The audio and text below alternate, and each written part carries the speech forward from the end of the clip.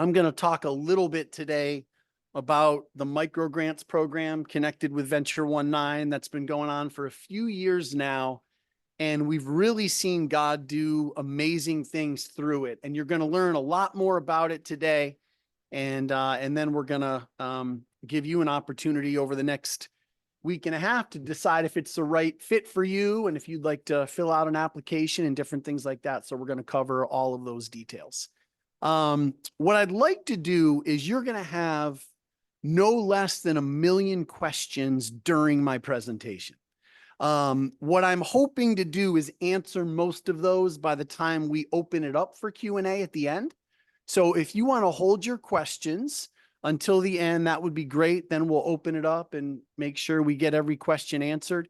If you are on the stream today, you can put questions in the chat box and Heather will deal with those and make sure that we get those asked and answered as well. So are you ready to go? Yes? Okay. If you say that really loud, like the streaming people can even hear you. Like, you ready to go? Okay, perfect. Well, let me pray for us and then we'll jump in and we'll be off and running. Lord, thank you so much for just this time together. God, I thank you for these leaders.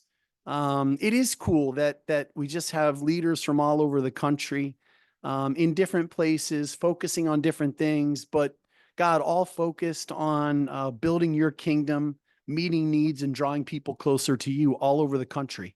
We're so grateful for that. God, I just pray that you would just speak to us today.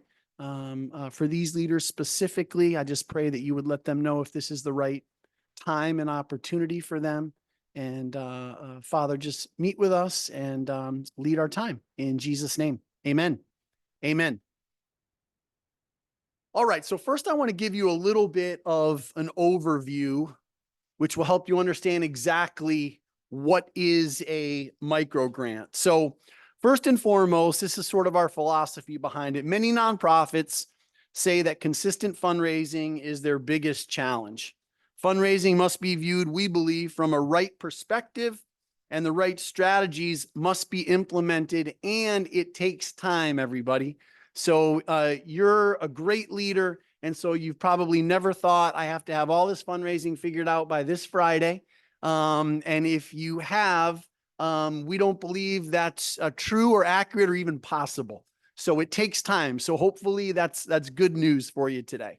The microgrants program is specifically designed to help leaders prioritize fundraising and make resource development an integral part of who they are, who you are, and what you do. So a little bit of the foundation there. The objective of the microgrants program is this: ministries are trained, coached, and mentored in how to leverage a $2,500 microgrant and grow it to at least $10,000. And in a lot of cases, we've seen a microgrant grown a lot more than that. And I'll show you those numbers a little bit later on. And the whole program lasts actually right around 120 days.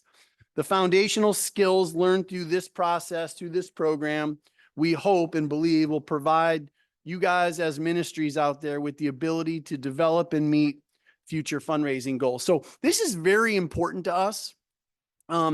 It's not just a grant program where you're raising some money.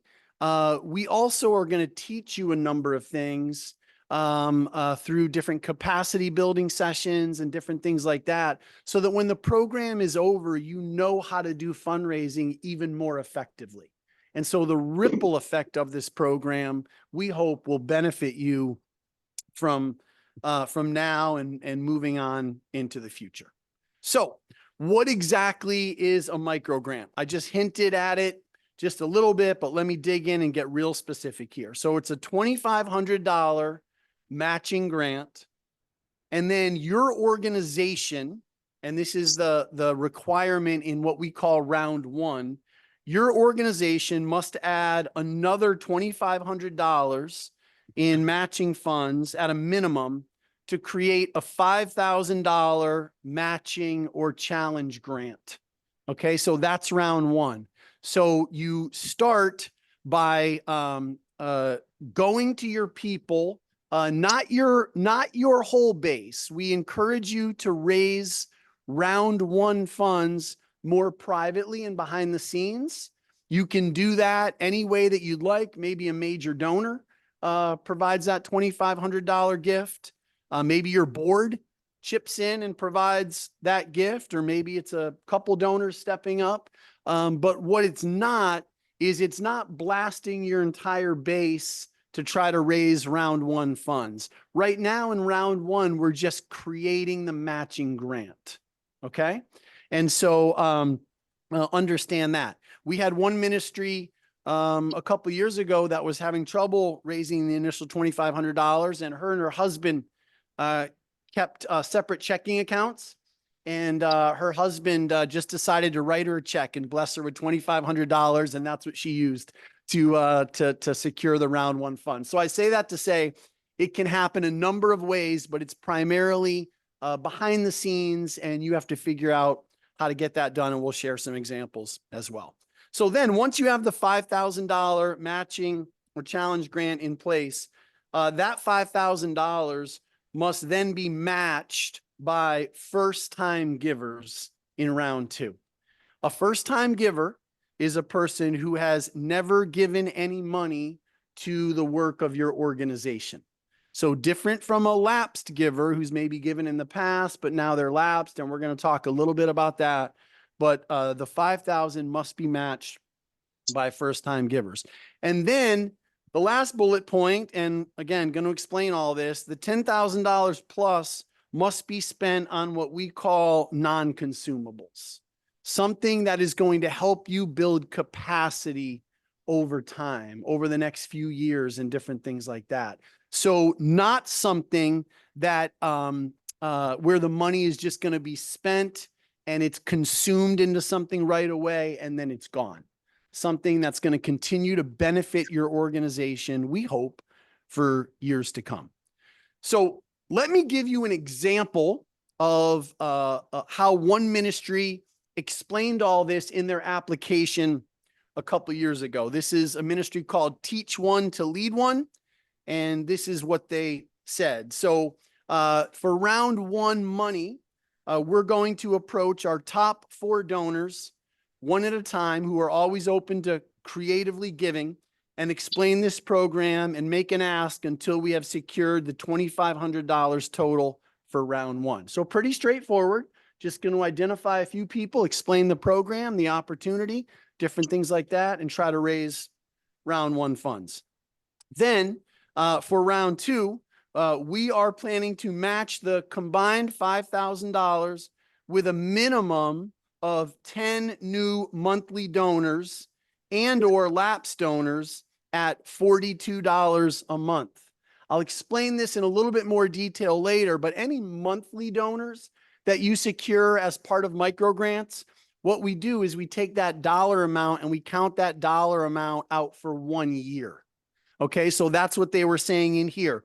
10 new monthly donors at $42 a month times 12 months would equal $5,040. So that would meet the match. And then they said here, a lapsed donor equals a donor who has not given in the past 3 years. That was their definition of a lapsed donor. Jonathan, I thought you just said it had to be all brand new givers. Yes, you're going to have to raise a minimum of brand new givers, but you will also raise some other money from other people, which is great. Some lapsed donors will come back on board connected with this, but it doesn't change the fact that you're still going to need 10 brand new givers, people who've never given to your organization before. And then here was their plan for the $10,000. We will utilize these funds to certify 66 new mentors over the next year. $150 per new mentor times 66 gets them to the $9,900 amount. These mentors will volunteer 60 to 90 minutes each week, mentoring students on public school campuses or online.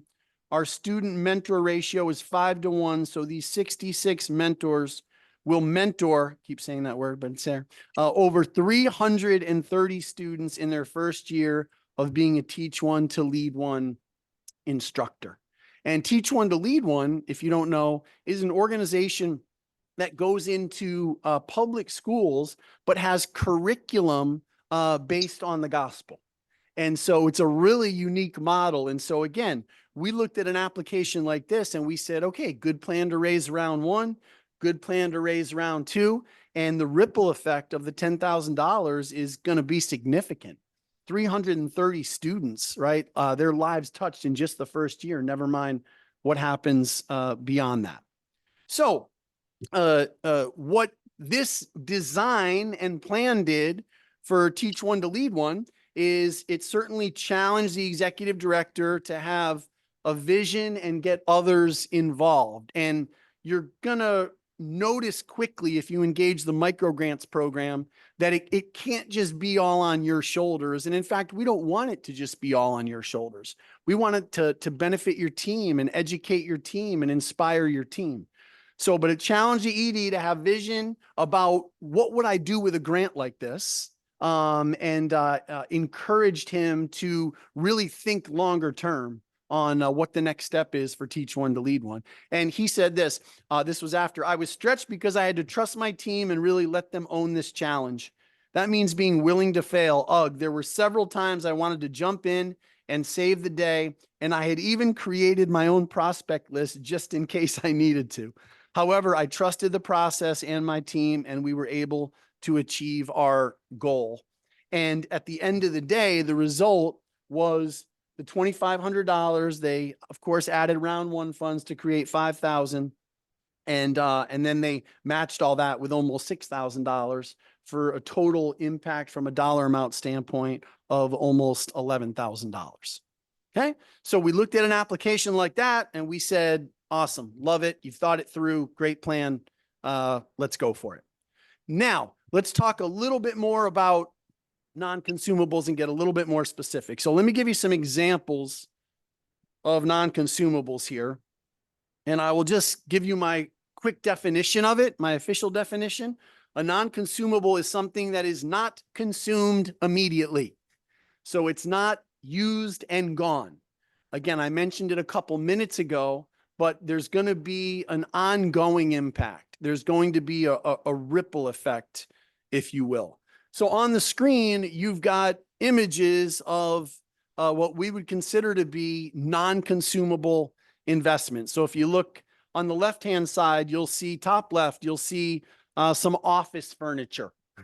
Okay, you go, wow, okay, that would be a non-consumable. Yeah, maybe you've got facilities that you need to figure out. Maybe it's office space. Maybe you're getting ready to launch another center or a new center connected with your work, and you have a bunch of technology needs. That would absolutely be a non-consumable, because it's going to continue to benefit you for years to come and certainly help you get this new, in this case, the new center up and running. You see right to the right of that, that is a picture of a database in use. Maybe you are thinking, you know what, we've never had a database, we've never had the right database, and it's time for us to figure this out, but we've just never had the funds to do it. So maybe you would say, you know what, we're going to use our $10,000 to get a new database system in place. We're going to be able to communicate with our people more easily, keep donor records up to date and different things like that. Great use of the money. Computers. Maybe you're like, everything we have is breaking down. Our whole team needs new computers. Again, a perfect use of that money. You've got a couple vehicles pictured here. A great use of the money. So I was talking to a ministry, this was a number of years ago, and they were moving so much food, different things like that or whatever. And they were really trying to figure out how to do that more effectively. They're like, our trucks keep breaking down. We don't have just all that kind of stuff or whatever. And so they were sharing their experience about going to another foundation and submitting a grant request. And this foundation came back and said, yeah, we want to provide you money for a brand new truck that won't break down, that people will enjoy driving, so you won't have trouble, finding drivers. And it helped them get to the next level because this was a massive need for them. So something like that, a key vehicle could be the non-consumable that you need. And again, these are just examples, but be thinking about what that might be for you. Bottom center, this is a picture of the new Teen Challenge of Arizona kitchen facility in right in downtown Phoenix. We got a group of donors together a number of years ago and all chipped in and remodeled the kitchen facility at Teen Challenge because it wasn't passing code. It was breaking down. They were having trouble feeding everybody. So this group got together and said, man, if we all put in a little money and help them redo this thing, new equipment and all that kind of stuff, this will change what they're able to do. And so they did that. So again, another example there. The young worker on the right. Here's the deal. Let me explain this. So you might want to use these funds to help secure your next needed key staff member. Okay. So maybe you're thinking, you know what? We've always wanted to hire a development person, or we need an administrator, or we need a program person. You probably can't pay them, $10,000 for the whole year, but this could help you get started in that direction. And then you could call other donors to step up and raise more money. This is a fine line use of the money though. And here's why. So you would not be able to use micro grant money for current existing staff. And the reason for that is because that money would be spent and gone right away on salaries. But if you said to us, hey, this would give us an opportunity to hire this next key person or begin that process. This is what that would mean for our organization moving forward. That could be a legitimate use of the money for sure. We had an organization that did this exact hire 2 years ago. And it just, again, it was an opportunity to push them in the direction they wanted to go, but they just were not sure how to get started. So the micro grant money helped them get started. Okay, or maybe you want to take all your money and just buy an office puppy. I don't know. It's okay. You can laugh at that. I thought that was funny. This is my puppy on the right. Cute guy, right? Anyway, he's mine. The other one, I don't know. Stock image, but you could probably find one like it. So, okay. So no, you can't buy an office puppy. Okay, but here's the deal. This is the bottom line with non-consumables. This is a good way to measure it. If we show up, or a donor shows up 2 years from now, will what you spent the money on still be helping your ministry move forward? So, right, if the answer to that is no, because it was consumed and spent and gone, we purchased backpacks for kids and we gave them away 2 summers ago, right? That would be a consumable. But if you can point to something and say, this is continuing to help us in great ways, that's what we would consider to be a non-consumable. And happy to answer clarifying questions on that at the end. Okay.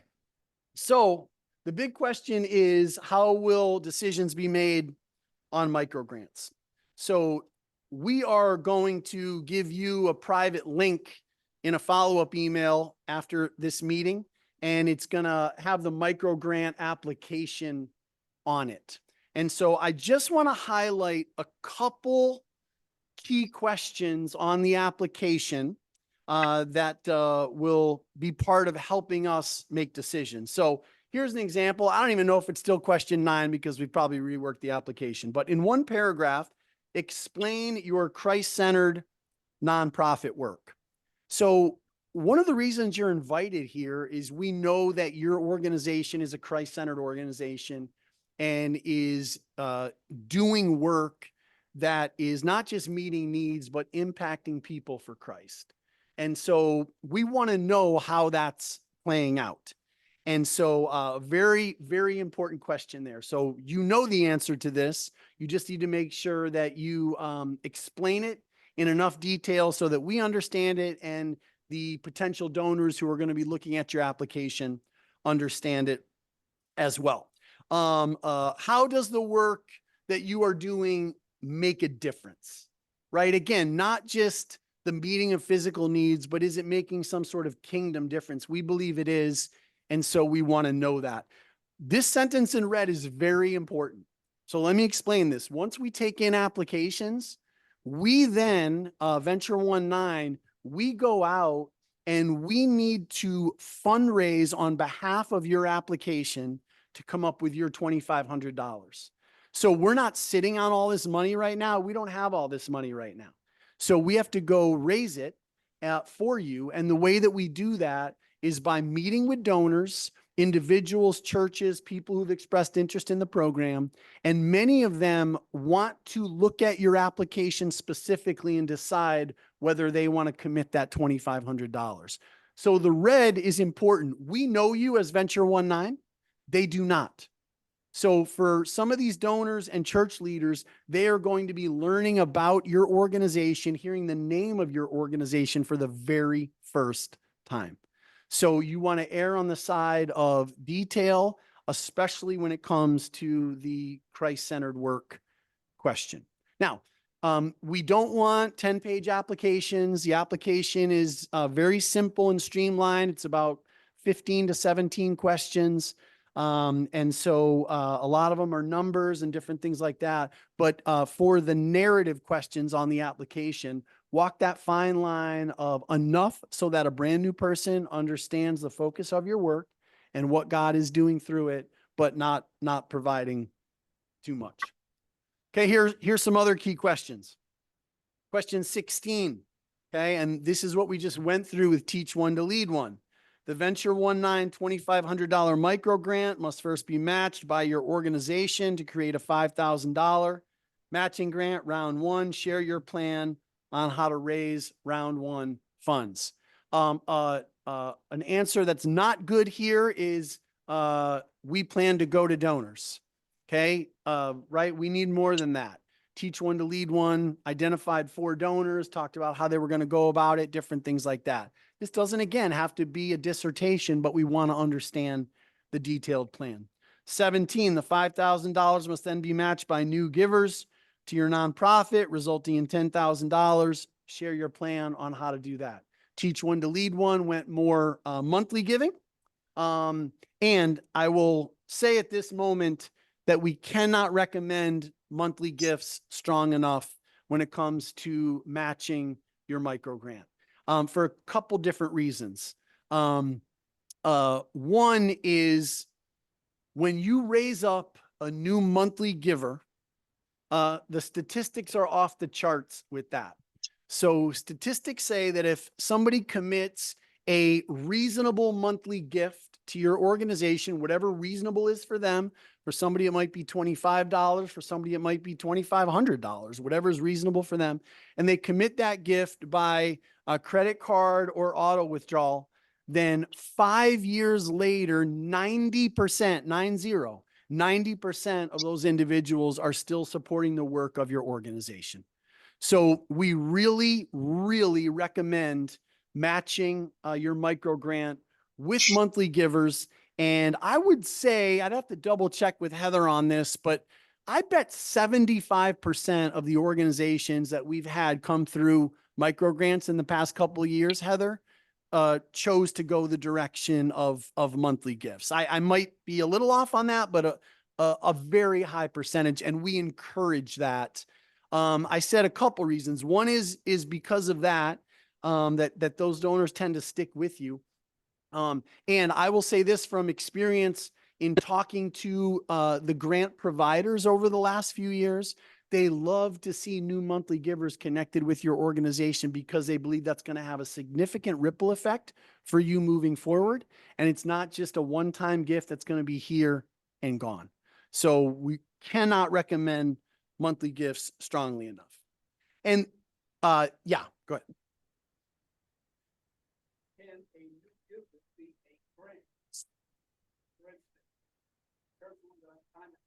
Mm-hmm. Yeah. Yeah. So the question was, can a grant be considered a new giver? The answer is, it sort of depends. So we'd have to talk a little bit about that. In your exact example, we would say no to the Arizona Diamondbacks Foundation from that standpoint. But if you came and said, hey, we've got a relationship with a local private family foundation, or somebody has a giving account that they like to give grants out of. That probably would count. It's a little bit of a fine line, but if you've got that opportunity, we can talk a little bit more about it. But really, what we want the result to be is people who are with you now as a result of the microgrant program that you can continue to cultivate, have that relationship with moving forward, and just continue to see where that goes, as opposed to just a business or a larger foundation giving you a gift. And if you've got additional clarifying questions on that, happy to talk about those when we open it up. Question 18, once raised, the $10,000 needs to be spent on consumables, and we already talked about that. So how will your money be spent? How will it continue to impact your work and the people that you are trying to serve and reach? I will say this, a quick word on applications, 2 quick words on applications. This Friday, Heather is going to be doing an online training on how to fill out your microgrant application. Heather, what time is that? Do we know? Is it 9 a.m.?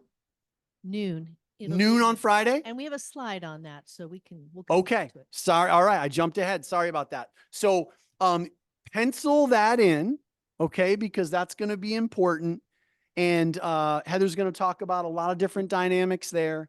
But again, I cannot stress enough, Venture 19, again, we know you, you receive grace from us, right? We might reach out and say, oh man, this doesn't make sense.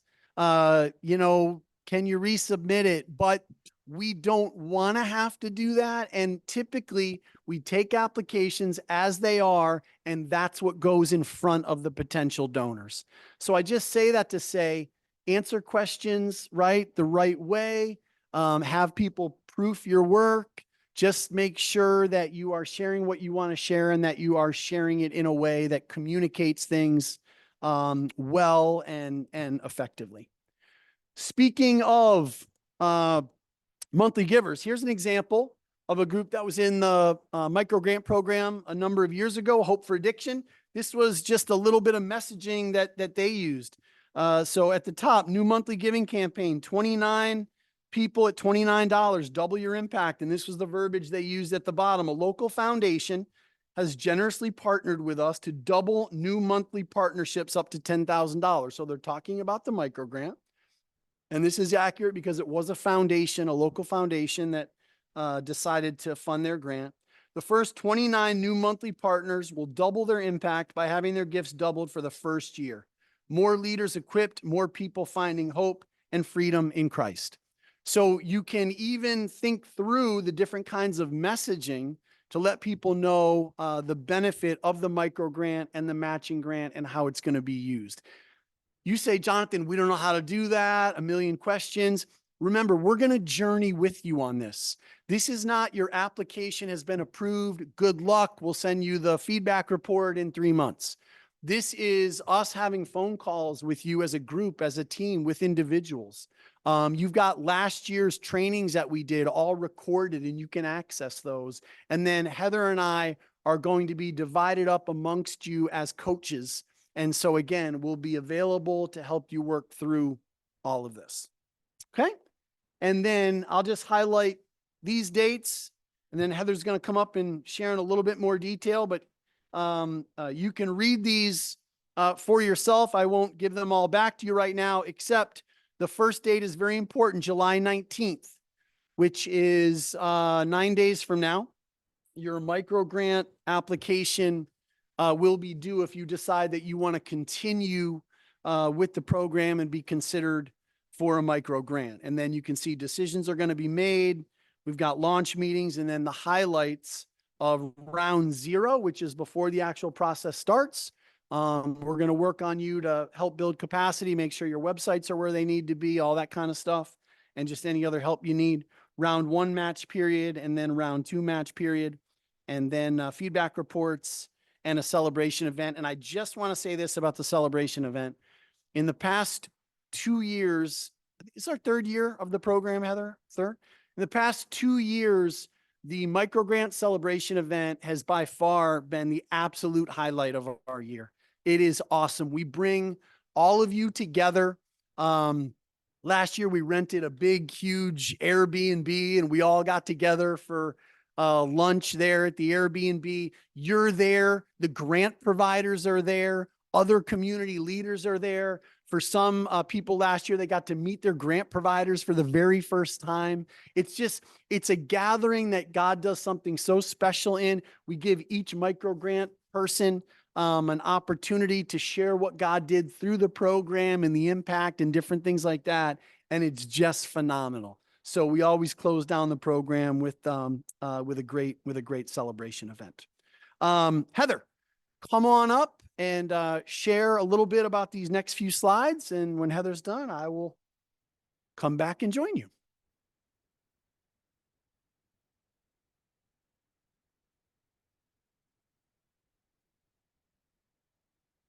Well, hello to you in the room. I didn't get to talk to any of you yet. I've been spending my time with those online, so I'm glad that you're here.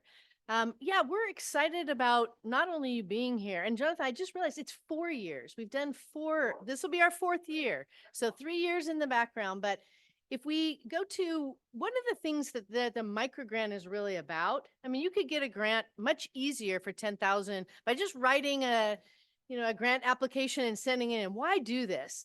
Well, this is really about capacity building. We see this as a way to help you. If you've never done grants, this is a great way to learn it. If you've never done matching grants.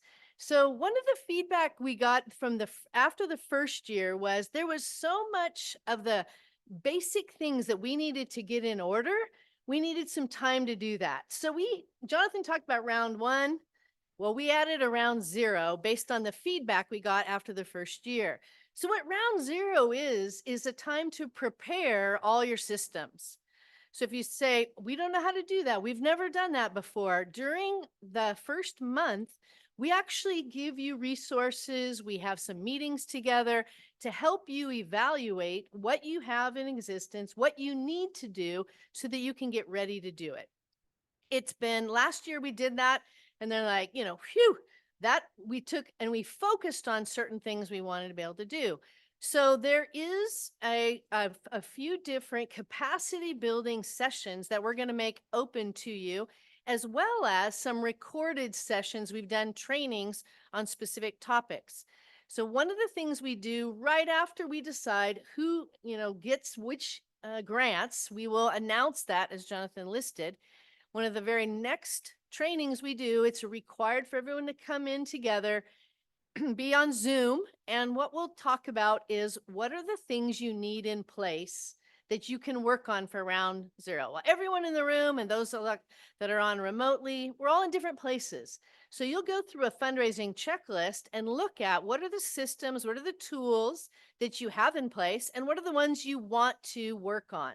So if you think, wow, I would really like to have a monthly donor program, I've thought about it before, but I've never done it. Then if that's one of your priorities, you're going to identify that to see what are your top 2 or 3 fundraising skills that you want to focus on during this micro grant.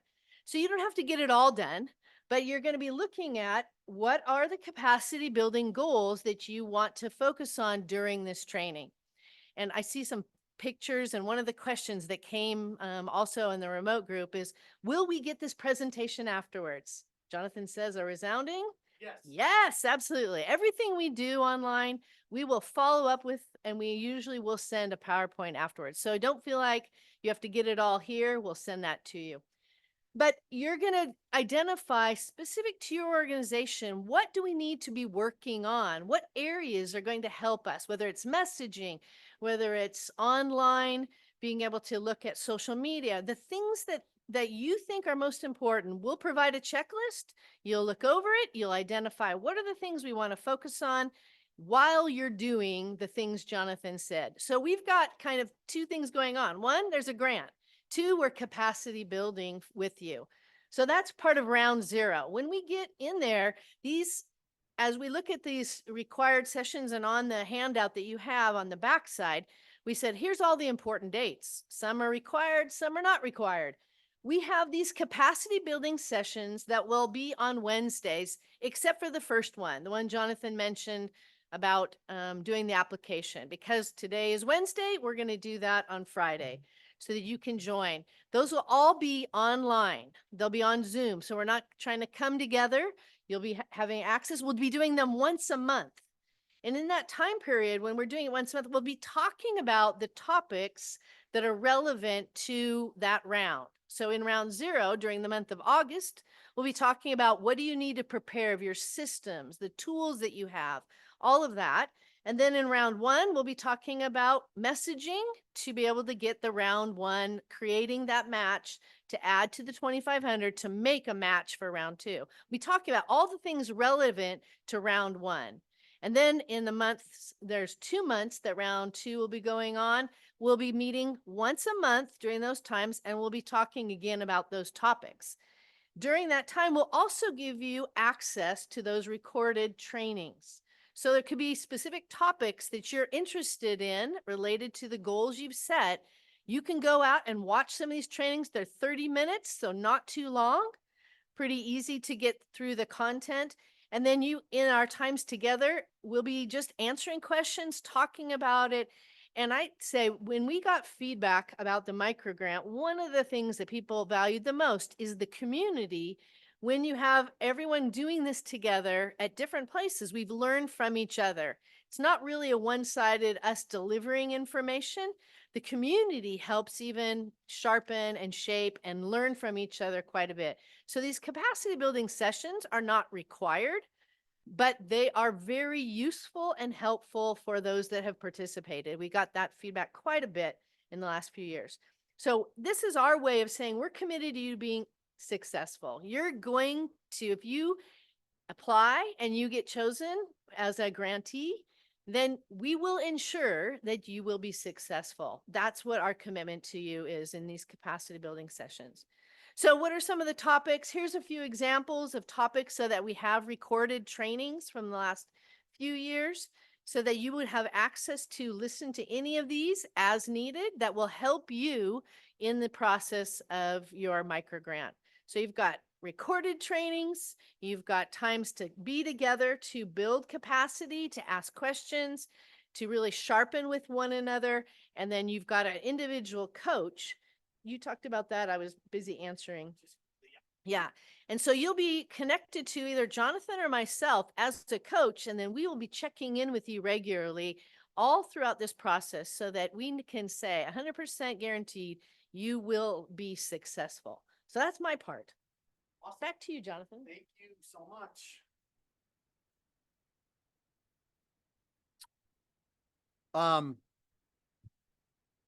Yeah, just to reiterate one thing Heather said, we're with you on this. I know I said it and Heather said it, but we can't stress it enough.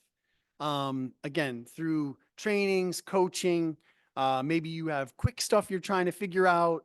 Right. We spend a lot of time just on quicker phone calls, or you can text us or different things like that, but you're going to be successful at this, we believe, and we're going to help you get there. So, and I'll just mention a little something about that in just a couple minutes when we get into some Q&A as well. So when the dust settles, I should show you, see my dust settling. Do you see that? See that? I don't know. Looks like dust. Okay. When the dust settles, you will have $10,000 plus. You will learn new skills. You will have new donors to continue to cultivate those relationships with.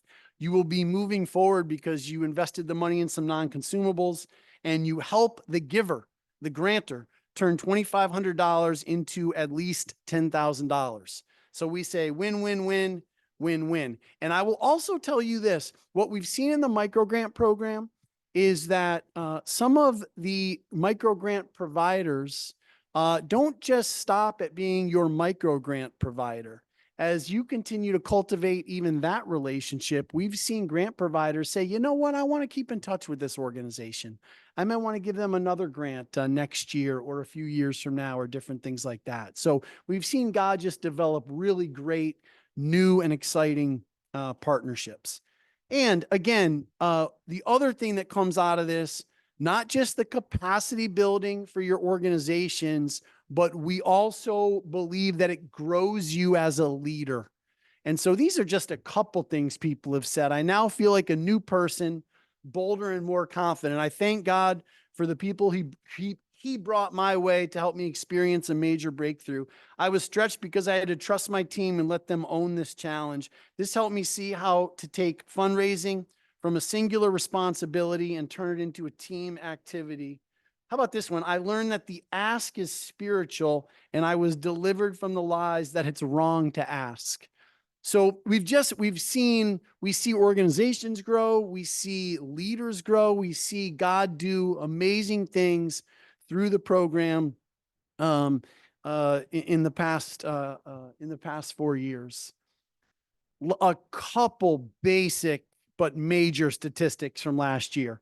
So $22,500 was given out in micro grants. And by the time it was all done, the 9 organizations had raised 176,354. So almost 8 times, almost an 8-to-1 return on the initial $2,500 micro grant. 213 total donors gave to the program. 166 were first-time givers, had never given to these organizations before. And like I'd mentioned earlier, many of these givers committed ongoing monthly gifts, which will continue on for years.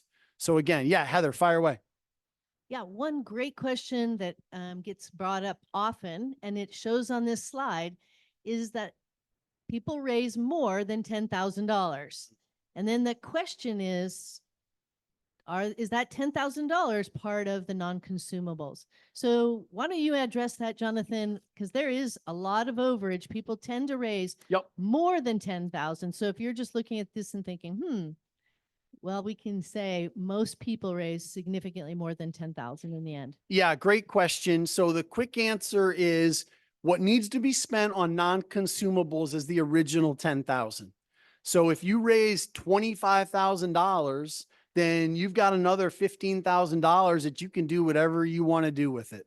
So you can launch that new program or buy backpacks for kids, or even if it's a consumable, you can do that. So it's really just that first 10,000 that is tied into non-consumables.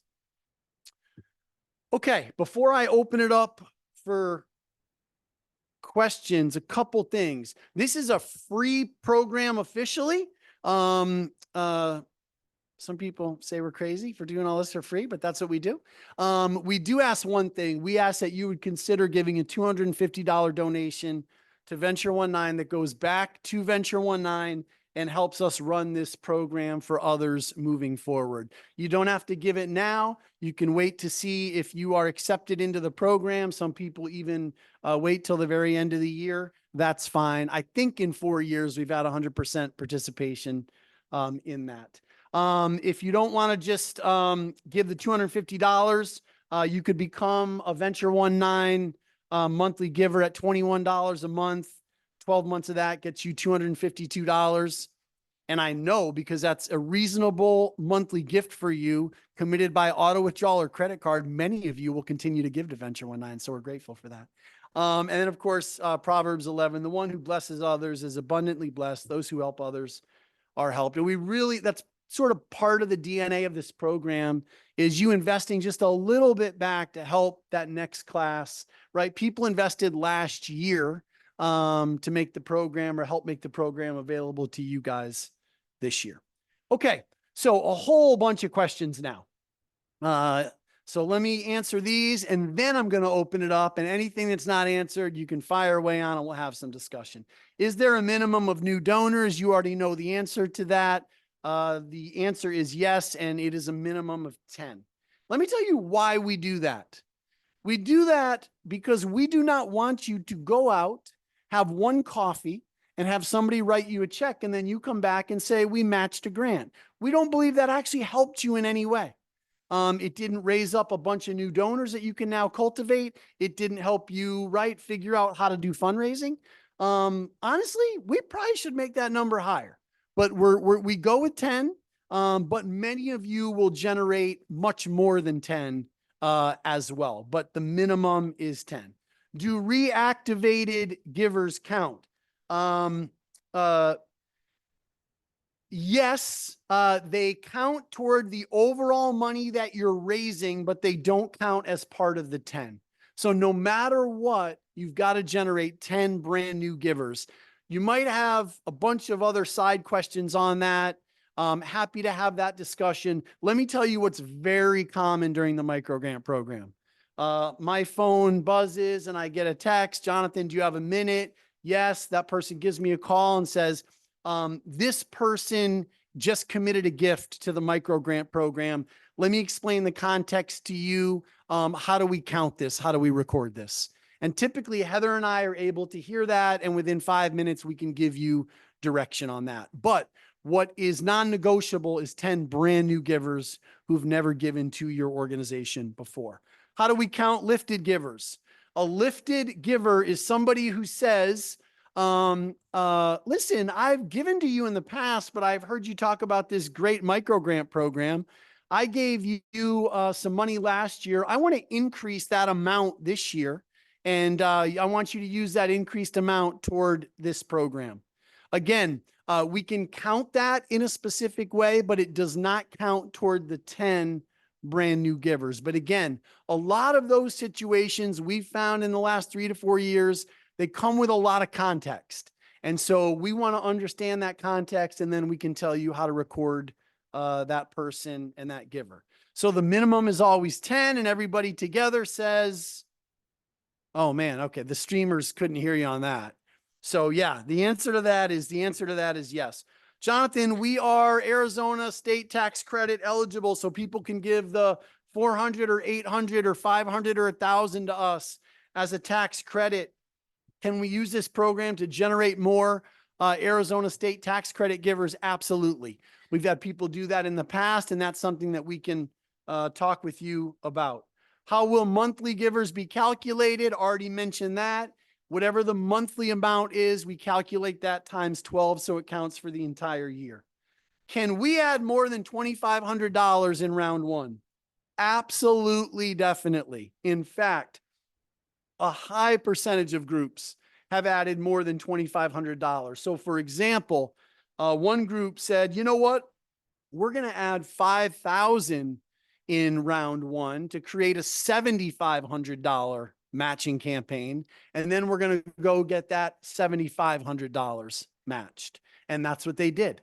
We had another group that was trying to do a big $20,000 to $25,000 project. They said, we're going to add 7,500 and add that to the 2,500. We're going to create a $10,000 match. We're going to get that match raised. We're going to generate $20,000, and that's going to help us get this program launched. So you can add more than the 2,500. If we raise more than 10,000, Heather, this was your question, or a question from somebody online. Does it all need to be spent on non-consumables? No, just that first $10,000, then you're free with the rest of the money. How many micro grants are being given? We do not know. We never know the answer to this question. And do you know why? Because we have to get your applications in. We have to go and raise this money for you. And we don't know how many are going to be approved. So in the past, it's been, I think, in the 9 to 12 range. So we sort of hope for that each year. But we don't know the exact number as we stand here today, but that's the target. But again, it depends on applications. If we go, these are good, and then the donors say, yeah, I want to support this organization, it all factors in. Who are the donors? I mentioned this briefly: local and awesome people and churches who believe in you strongly and want to help you get to the next level. And they want to see their money leveraged. So we hear this a lot. This is a no-brainer for us, Jonathan. We can commit $2,500 to you, and at the end of the day, It's going to be matched 7, 8, 9, 10 to 1. That's a great investment for us as a giver. So they're very excited to be part of the program. Why did you choose me? Because we believe in you and we think that you're ready. You'll notice that the entire Venture 19 community is not here today and they're not online today. This was by invite only, as I mentioned. As Heather and I work with different groups all throughout the year, we always have micro grants in the back of our mind thinking who might be a good fit for this and who would really benefit from this program. And so we chose you. So at least know that you've been chosen. What if we don't match the grant? Plain and simple, you will. We've never had anybody not match the grant. We have come into some extremely challenging situations that we've had to deal with and organizations have had to deal with. But as I stand here right now in 4 years, we've never had anybody not ultimately meet the match. Jonathan, what if we're not ready for this? I don't feel like I'm in the right place, even time-wise, capacity-wise, our organization, that kind of thing. We think you are, or we would not have invited you to be a part of this. But also, if it's not the right timing for you, that's okay. And we have a number of groups usually come to us every year and say, love it, thank you. It just can't work for us right now, but we would love to be considered for future years. So, but we believe you're ready, and that's why we invited you here. Okay. Last thing before I open it up. This is your link right here. venture19.org/microgrants. It brings you to a website dedicated just for microgrants. I'm not going to go through all of it right now. The website, you can look at it yourself. There's a lot of great info on there, but what you need to know is on the top left, right by this yellow arrow, is the microgrant application. Okay. So you go there, you access the application, you get started on it. Couple things. We recommend you do it in one sitting. It shouldn't take you certainly more than a half an hour, maybe even less. No, probably not. 30 to 45 minutes. There's no way to save all your answers in there. So do it all in one sitting if you can. Hit submit. If you need to step away, then we recommend that you answer all your questions on a separate document. Okay, then take as long as you want, come back and just cut and paste them back into the survey. We get that dreaded email once or twice a year that says, I've lost everything. I was having a problem with my cat, and when I came back, everything was gone. And all we can say is, man, we're so sorry. You probably shouldn't have helped your cat. So just know that. Okay, so venture19.org/microgrants. You can peruse that, check everything out there, but the only thing you need to know right now is applications on the top left. You ready? Here we go. Fire away on questions. We tried to be very detailed, and we've learned over the years all the different questions that people want to know the answers to. So we hope that we've covered most of those, but you probably have some follow-up questions. And Heather, if you've got some online questions, fire away on those. So let me open it up. I'll start because we do have quite a bit of questions that have come up. A lot of good thinkers online. I'm sure all of you are thinking as well. One of the questions that got brought up, it's a new question. I don't think we've ever been asked, Jonathan, but it said, do the funds process through our own organization or do they flow through Venture 19? Yeah, really good question. Let me tell you the logistics of how the money works. If you get approved for a micro grant, what that means is you've just been committed to receive that grant. Okay, so then you add $2,500 to that. But when we say add, that just means you committed another $2,500 to create a $5,000 fund. So the actual $2,500, you don't get that paid to you until after all the matches have been met. And then we hand out checks at the end of the year celebration event. So actually, the specific answer to that question, Heather, and whoever asked it, is typically Venture 19 doesn't handle any of the money. The funder, toward the end of the year, is told, hey, this organization has met all the requirements of the micro grant. Here is their feedback report for you to look over to see the impact of your money. You can now send your $2,500 gift directly to this organization, or if you can make our celebration luncheon, you can bring your check there and hand it to that organization personally. So a lot of the money goes specifically from grant provider to organization directly. And your question, and when people give money for round one or for round two, it goes directly to the organization. They don't directly to your website, or however they write a check to your organization. That's right. So let's take the example of Teach One to Lead One. They were going to meet with 4 major donors, right? And they were going to say, hey, we're trying to add $2,500 to this micro grant that's been committed. If that major donor says yes, then the perfect answer to that major donor is you don't need to do anything right now. We will reach back out after all of the funds have been raised and matched, and you can cut us that check by the end of the year.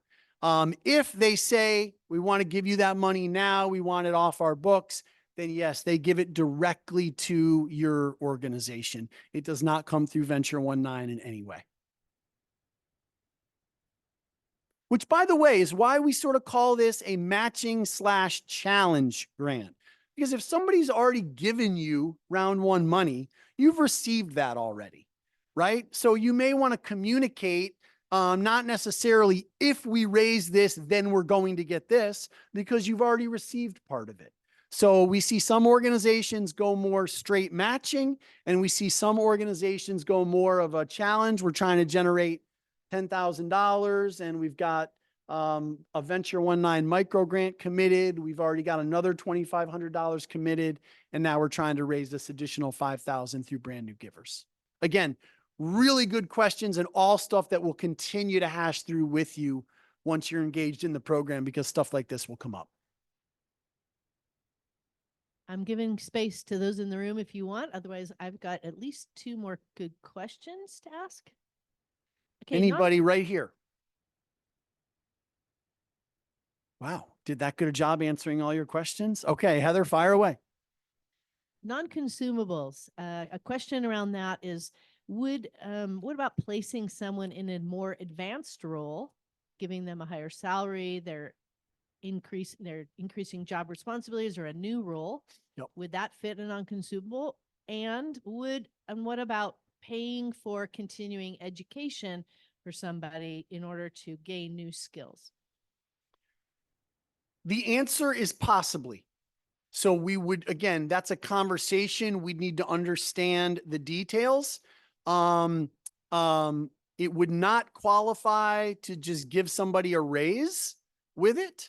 But if this person that you already have is going to move into a new responsibility that requires a step up in salary, we understand how that's going to benefit your organization. Yeah, that's a possibility. If you say, Jonathan, man, this is perfect. I need $10,000 to pay my next semester of my doctorate program. That's probably a no. But if we understand a little bit more about how the specific program might impact your work moving forward for this specific person, again, a possibility. There are very few questions or additional questions. I was pretty straightforward on the answers that I just gave you on the ones that we showed on the screen, but there are very few questions that we can just give a straight yes or no to. We need to understand the context, and we're always going to err on the side of doing what we believe is going to help your organization best and maximize the grant.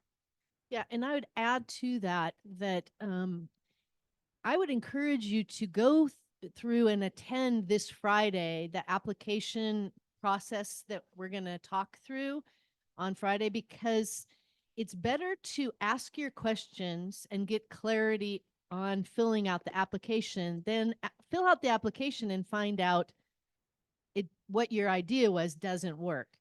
So you can talk to Jonathan or myself. You can attend that time, and we really want to help you be successful at filling out grant applications in general, but specifically for this one, because we know what grantors are looking for, what confuses them, what makes something clear.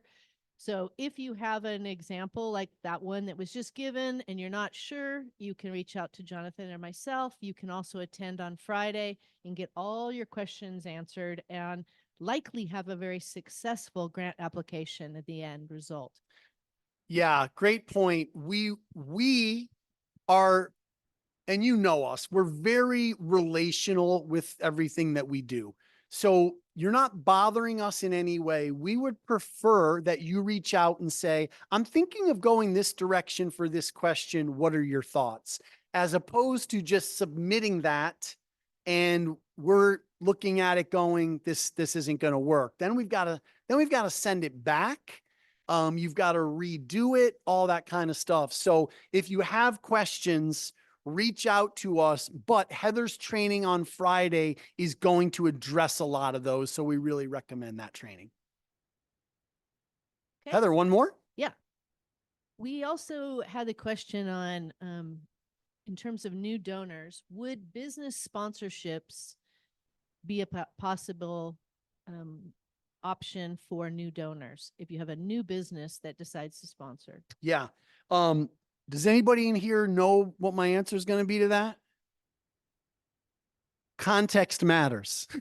Maybe. Okay. So if your new giver is Walmart from a general grant application deal or something, probably a no. But if it's a board member who has a private business and wants to do something connected with the micro grant from his or her business or another contact like that, and those situations come up, that can absolutely be considered. Again, here's what we need. We need to know the face of that gift, or you need to know the face of that gift. Is this a new relationship? Can this continue to be cultivated? Is this a relationship we can continue to build on? If the answer to that is yes, then that's most likely going to work. Yeah. Yeah. And again, we err on the side of helping you meet the match. So we're not going to be like, well, that almost worked, but you got this one little thing. No, we're gonna do all we can to make things count and make sure that you meet the requirements and get everything figured out. And a lot of times our answers will be what Jonathan has said is perhaps, or it depends. We'll always err on the side to say we want you to build relationships, to have new people, and to have the resources you need to do the work you want to do. So we'll work with you, but many times we just need to better understand the context of the question and the past of the relationships. One other question about reporting on these donors, very good question, is on reporting, is this going to be an honor system opposed to sharing real donor data? Yeah, great. Both. So you're going to need to keep your own records. Okay. We're not conducting an official audit. But the way the feedback report is designed, your numbers in a number of places will need to match up. They will need to be added together correctly. Heather and I can look at the feedback report in 30 seconds. What we typically do is we look at one or two specific questions. And if numbers don't add up, we know it's not accurate.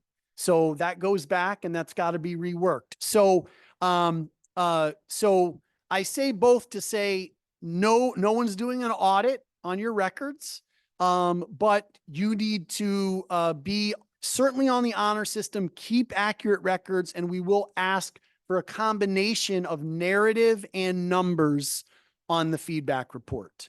We had a little bit of a challenging situation. It's the only time it's happened in 4 years where somebody submitted a feedback report, and everything was good. They received their grant. And then again, talk about the honor system. They came back to us, and said, oh my goodness, we messed up something really bad and it looked right, but it wasn't right. And so we had a little bit of some stuff to figure out with them to make sure, right, that the integrity of the process was right and stayed true and all that kind of stuff. But we will make the feedback report available to you even months in advance so that you can see exactly what you'll need to report so that you can begin to keep those records. Also, one note, you guys had to complete a ministry snapshot to attend this meeting. A number of questions on the ministry snapshot are on the microgrant application. So the good news is you've even already done some of that work, and that was intentional by us, and also just to get a better understanding of where you are as a ministry. So yeah, narrative and numbers, but it does need to match up. And to clarify that we don't, Venture 19 will not ask any individual names or contact information Correct. for any of your donors. It will be general information on dollars, and it will be even kind of categorized. So Yeah. if you had 5 donors that gave $100 a month, you just say 5 donors at $100 a month. No names, no contact information, and it'll be generic in that way. No donor information is getting shared with Venture 19 or passed over. No money is coming to us. And so, yeah, the feedback report will be a little bit more, if I can say, general from an information standpoint, but specific on the numbers. Yeah. Give them to me one at a time because I need to repeat them for the stream people. Okay.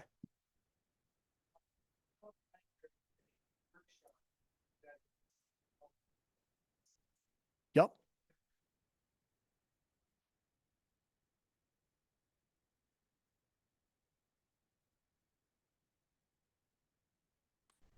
We will touch on aspects of that. Question first. Thank you. The question was, we have an online training that talks about building a case for support. A case for support helps you communicate with your donors more specifically, especially major donors. We'll touch on aspects of that, and some of the past trainings will touch on aspects of that, but it won't replace that training. That's a really good, solid, robust training on that. So, and that's also a great reminder is that we've got a number of online resources and classes that we've already taught, and you can find in the resources section of our website. There might be stuff in there that may be of interest to you when as it applies directly to the microgrant process. So, take in that training. Don't think, oh, this will probably be covered. It won't be covered exactly like that. Fire away. And to add, can I add to that? Is if you have a case for support that you have been working on, or a way in which you talk to your donors about giving, you'll be ahead. Because this microgrant doesn't require you to have that figured out. Our messaging will be it'll be more of a fundraising campaign messaging. Yeah. How do you message a specific campaign? But communicating who you are as an organization is an important part of that. So it's also one of the reasons why on your application and even on your ministry snapshot, we ask you to communicate in a paragraph about your ministry, because we do want to encourage you to get better, clearer in your messaging on how you communicate who you are. So we won't teach that, but if you've done that, it's a great tool, and it'll give you an advanced step forward in communication, but it's certainly not required. Yes. Excellent. Yeah.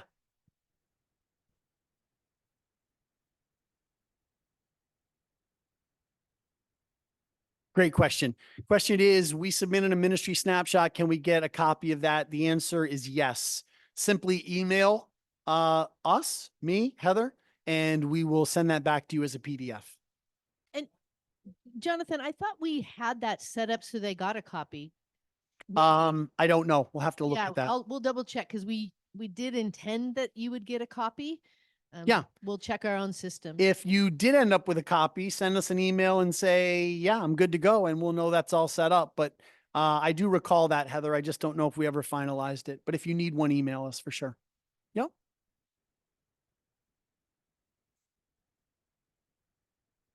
Yeah, all of those trainings are online. The question was, will this Friday's session on applications be online? Yes. Capacity building sessions and everything is online. Yep. And when you go to the website for microgrants, there is one large orange button that is the Zoom link for every single call. So it's right there for you. And I know we're being recorded, Heather, but I felt like last year's class struggled with some of that. I feel like this year's class is not going to struggle with that. We had to say a lot last year. Just go to the website and grab the information. It's right there. So, yeah. Another question about the application. It was, do we have a simple document that has the application questions? And I'm going to just say we don't. There's, two things you can do. Number one, go on there and take a screenshot of them if you need to. They're not really complicated. You will find this is one of the easiest applications for Yep. grants you will ever have filled out. But it is very important that you fill it out well, like every grant application. So looking at them, the questions, and thinking about them, you can do. Having a good plan, having a good plan for how you're going to meet the grant application requirements is always the hardest part of every grant application, because every grantor has requirements. And as you fill out an application, you want to make sure you meet every one of their requirements. So it is a good idea to go on there, look at the application questions, and either take a screenshot or something on there. We're not going to provide an extra document for that. That would be on your responsibility to do it, to think it through. But on Friday, we will cover the most critical questions. The other ones are more informational, just about things that you would already have put on your ministry snapshot. So the ones that are the thought through things, that's what we'll talk about on Friday. Sounds good. We are wrapping up. So, other questions though? Anything here? You guys are good, really? Heather, are we clear online? We are. Let me close by saying this. Some of you right now are thinking, man, I'm already maxed out. Like I can barely keep my head above water, all that kind of stuff. There are a lot of dates on that sheet of paper. There are a bunch of requirements. Not really. And so let me just reiterate a couple things. Much of the capacity building and online stuff is optional. Okay, so you can pick and choose. There are some check-in calls that are mandatory so that we can keep up with your progress. And just to simplify this entire process, you've got 3 rounds. Round 0, which is just getting your stuff in order, making sure you're ready to go. Round 1, which by the way, can happen during round 0. You might be able to, you might have a person right now that I can go and get this $2,500, right? To match the commitment if I get accepted into the program. You've got round 1 of raising the $2,500 and then round 2 of raising the $5,000. All this other stuff are details to help you and help you understand a little bit more about the program. But also, like I said, we've never left anybody behind. We never will. And we'll be partnering with you and journeying with you to help make it happen. So, yeah, Heather. One last piece to touch on, just in terms of in-person events or online. There's only 2 in-person events today. And those of you that are here, thanks for making it here physically. We're excited to see you face to face. And the last one is the celebration event. And so if we will make it a possibility on the celebration event to either bring you in electronically like we're doing, streaming now, if you're out of state. But if you can be here in person for that celebration event, I mean, as Jonathan said, it's definitely our highlight of the year, and we see a lot of great things God's doing, but something about that event Yeah. is significant. So we would love for you to be here in person if you possibly can, but we will make it everything else will be online. Everything else will be online. Yeah. And we'll record those things. But if you're not participating, you won't get your questions asked. So some people last year, did a lot of listening to the recordings. But if you're like me, you have a good intentions to listen to recordings, but life happens. So making those once a month capacity buildings a priority. If you want to grow in those areas, do it. They're not required. But those who participated, those were the people that had the greatest success, the Mhm. quickest. Those who struggled rarely participated in those. That we've just seen that happen. So we're here to support you in that whatever way you will be successful, but online stuff is to be easily accessible for everyone. Yeah. And I'll just say this, if you get accepted into the program, cannot recommend strongly enough that you fly in for the celebration event. It's that great. You can bring your team. You can ministry show up with their boards. It's just a big time of celebration. We had one of the donors fly in from Vegas last year just to be part of the celebration event, and this was so crazy. You ready for this? She got so touched by all the stories. She stood up and she said, I know the whole micro grant process is over, but I want to give every ministry here another $2,500. I mean, so it was just so cool, and that's what she did. So yeah, a lot of stuff online. Of course, coaching time we can handle both online and in person. And again, we're going to ensure that you are successful. How mandatory, I'll ask one last question. How mandatory are the mandatory calls? As mandatory as they can possibly be. So what we mean by that is if there's not some sort of issue going on, we really, really need you on those calls. There are not a lot of them, but it's important that we're all together. Um, we did have to ask one ministry or question a ministry last year. You're not making any of the mandatory calls. Maybe it's not the right time for you to continue in the program. And they quickly said, no, it is. So we'll be there. So it's part of the community. We learn from each other. And again, we're not crushing your calendar with those, but we need you at the ones that we really need you to be there for. Yeah, Heather. Great question askers here that are streaming online.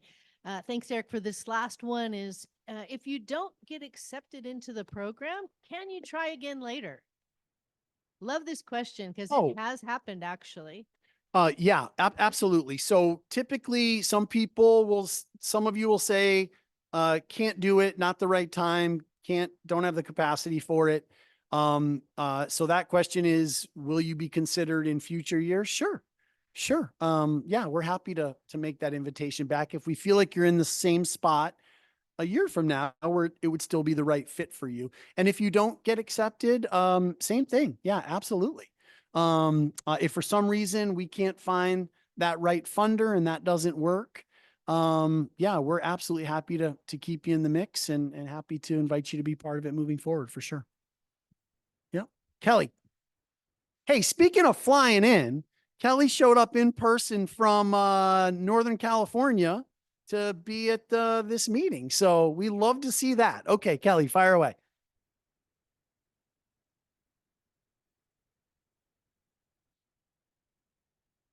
Yes, we have had groups that for the donors that we went to, they chose different organizations, went a little bit of a different way. And so there were some that did not get accepted. Yeah. Yeah. And I'm not even sure the exact number of ministries we have represented here, but remember, the range has been 9 to 12, and we're higher than that here. Now, if we can raise that money and donors say, I want these groups, then maybe this will end up being the largest class we've ever had, which would be awesome. But yeah, some not everybody's gotten accepted. Yeah. Yep. Are we good, everybody? Okay. Do not feel overwhelmed. Do not feel stressed out. I know we just covered a ton of stuff in 85 minutes here, but again, we have learned a lot in the last 4 years. This presentation was half as long year one, and we dealt with tons of all the other stuff that we've shared because we're like, oh yeah, they need to know that, and they need to know that, and they need to know that. So we're continuing to learn through the program. And but hopefully we've answered all your questions. If you have other questions that come up in the next hour, days, next week, absolutely reach out. Happy to clarify. If you're thinking about something on the application, happy to talk that through, whatever we can do to journey with you. Sound good? All right. Well, let me pray for us. And we're so glad that you guys will consider being a part of this program. So Heavenly Father, again, thank you for this time. Thank you for these leaders. God, I just pray that you would just lead the program this year. We just put it in your hands. Maybe this will be the biggest class we've ever had. God, I just pray that you would begin to stir the hearts of donors and givers as they read through applications and ask questions and learn more about all this incredible work that's represented here in this room and online. And God, we just pray for an outpouring of resources and just commit that to you. We're going to work hard at it as well. But just believe you're going to provide as you need to. Father, bless these leaders. I pray that you would continue the conversation with them. If they're trying to figure this out, would you speak to them? Let them know if now is the time, if it's the right fit, and continue to just infuse their thinking process right now as they're thinking about what would be the great next step for our organization, for non-consumable spending and capacity building. Stretch their thinking, stretch their vision, and help them to hear your voice. And we just thank you for this time. In Jesus' name, amen. Thanks, everybody.